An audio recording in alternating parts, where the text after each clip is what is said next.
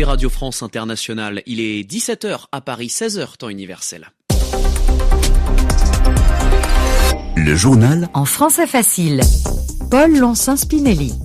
À la une de votre journal en français facile, qui pour diriger l'Ouganda? Les électeurs ougandais ont voté hier pour une présidentielle et des législatives. Le sortant Yoweri Museveni est donné largement en tête selon des résultats partiels. L'opposition, elle, dénonce le massacre de 10 de ses partisans et affirme que son chef Bobi Wine est enfermé chez lui, encerclé par des militaires. En Ukraine, les salles de classe vont rester fermées jusqu'au 1er février à cause des récents bombardements russes sur la capitale ukrainienne. Marine Le Pen en France, Javier Milei en Argentine ou encore Giorgia Meloni en Italie.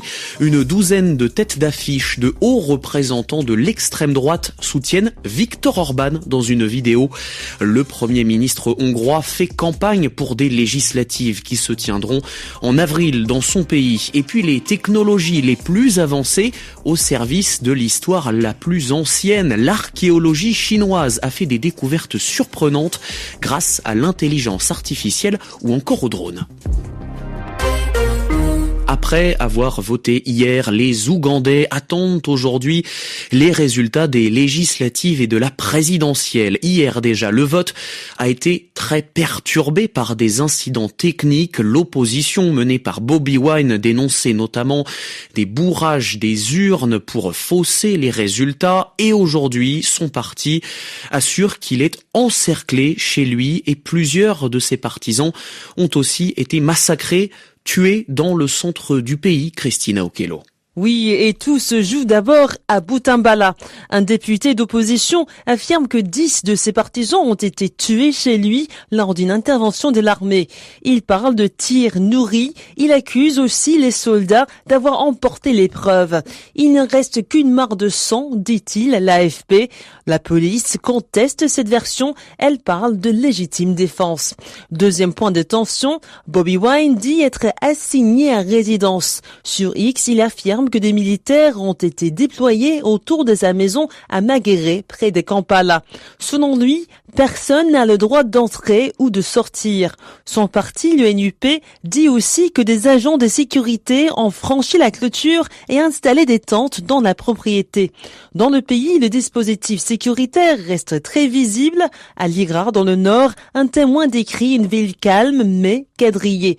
Et sur les terrains, on voit déjà des scènes de liesse dans le camp du président sortant, Yoweri Museveni, donné largement vainqueur dans les résultats partiels. En face, l'opposition dénonce des irrégularités. Christina Okello, les élèves de Kiev ne pourront pas aller à l'école avant le mois de février. Les établissements scolaires de la capitale ukrainienne vont devoir rester fermés d'ici là en raison des frappes russes récentes sur les infrastructures énergétiques qui ont créé des coupures d'électricité et de chauffage. Des délégués ukrainiens sont en route vers les États-Unis pour de nouvelles négociations de paix avec la Russie. Volodymyr Zelensky, le dirigeant de l'Ukraine, pense qu'un accord peut être signé pendant le forum économique de Davos qui se déroule la semaine prochaine. Le président russe, lui, joue les intermédiaires pour favoriser la désescalade en Iran. Selon le Kremlin, Vladimir Poutine s'est entretenu par téléphone avec son homologue, le président iranien. Aujourd'hui, Massoud Pezeshkian a informé Vladimir Poutine de mesures prises par les autorités iraniennes pour normaliser la situation en Iran après plus de 2 semaines de manifestations durement réprimées.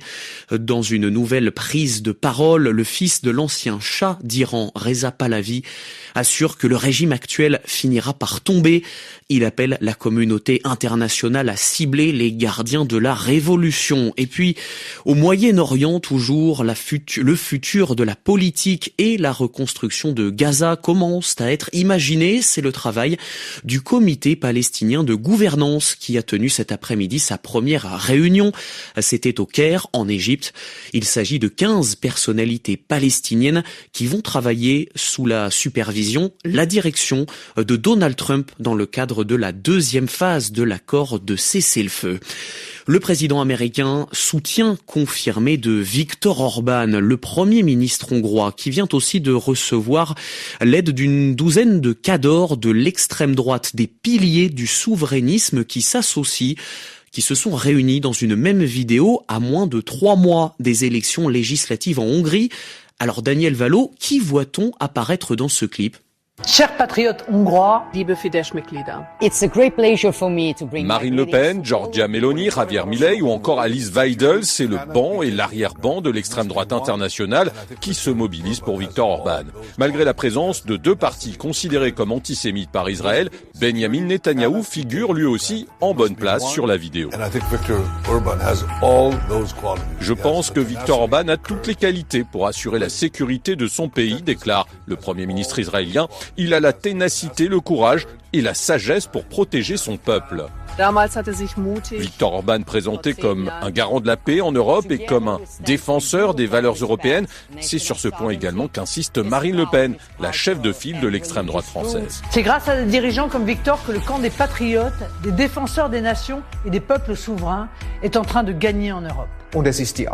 Les personnalités qui figurent dans la vidéo ne le font pas seulement par amitié ou par proximité idéologique avec Viktor Orban. Elles ont sans doute aussi intérêt à le voir remporter ces élections. Car le Premier ministre hongrois, au pouvoir depuis plus de 10 ans, fait figure de modèle et d'exemple pour les partis d'extrême droite. Une défaite en avril serait donc de très mauvais augure pour le camp nationaliste, conservateur et souverainiste. Longue vie à la Hongrie. Longue vie au Fidesz, qui espère s'imposer à toute l'Europe et au-delà. Viva la libertad, carajo! Daniel Valo, elle, se montre convaincue. Elle sera la future présidente du Venezuela. Dans un entretien à la chaîne américaine Fox News aujourd'hui, Maria Corina Machado estime qu'elle sera élue au moment venu. Il y a une mission à accomplir, insiste la principale opposante au régime de Nicolás Maduro, le dirigeant enlevé il y a près de 2 semaines maintenant par les États-Unis. Pour la première fois depuis cet événement, un avion transportant des migrants expulsés des États-Unis est arrivé aujourd'hui à Caracas. Le pétrole vénézuélien, les sous-sols du Groenland, Donald Trump lorgne, désire un maximum de ressources et les pays qui ne soutiendraient pas son plan pour acquérir le territoire autonome appartenant au Danemark s'exposent désormais à des droits de douane. C'est ce que déclare cet après-midi le président des États-Unis. Et puis, l'archéologie à présent. L'archéologie qui ne se pratique pas qu'à coups de pelle ou de pioche pour déterrer des fossiles, des squelettes enfouis sous terre. Aujourd'hui, l'archéologie, c'est aussi une discipline qui nécessite des outils de haute technologie et la Chine est à la pointe dans ce domaine. C'est ce qu'ont révélé des chercheurs chinois en présentant 6 grandes découvertes archéologiques hier à Pékin. Le récit de Cléa Broderst. Satellites, drones, images en 3D, intelligence artificielle, l'archéologie chinoise change de dimension. Grâce à ces technologies modernes, des chercheurs ont découvert d'anciens systèmes de gestion de l'eau vieux de 5000 ans autour de la cité de Liangzhu. Ils montrent que les sociétés préhistoriques savaient déjà contrôler les inondations et les sécheresses. Autre avancée importante, la création d'une immense base de données de restes animaux. Plus de 100 000 spécimens venus de 121 sites archéologiques permettent aux scientifiques d'étudier l'évolution de l'alimentation et des modes de vie en Chine ancienne. Les chercheurs ont aussi confirmé que les plus anciens tissus tie-dye du monde viennent de Chine, une preuve que cette technique textile célèbre est née dans le pays. Enfin, ils ont identifié la plus ancienne myrtille chinoise jamais découverte, vieille de 4500 ans, montrant qu'une agriculture avancée existait déjà à l'époque de la culture de Liangzhu. À travers ces découvertes, la Chine veut afficher sa puissance scientifique et renforcer son image sur la scène internationale. Cléa Broderst, Pékin, RFI. Et puis du football pour terminer ce journal en français facile avant le dernier week-end de Coupe d'Afrique des Nations avec la finale Maroc-Sénégal dimanche. C'est la Ligue 1 de football qui reprend ce soir. 2 matchs sont programmés ce vendredi. Monaco qui reçoit Lorient à 18h temps universel et puis le Paris Saint-Germain qui accueille Lille. Ça sera à 20h TU. C'est la fin de ce journal en français facile. Merci à vous de l'avoir écouté. Il est 17h10 à Paris, 16h10 en temps universel.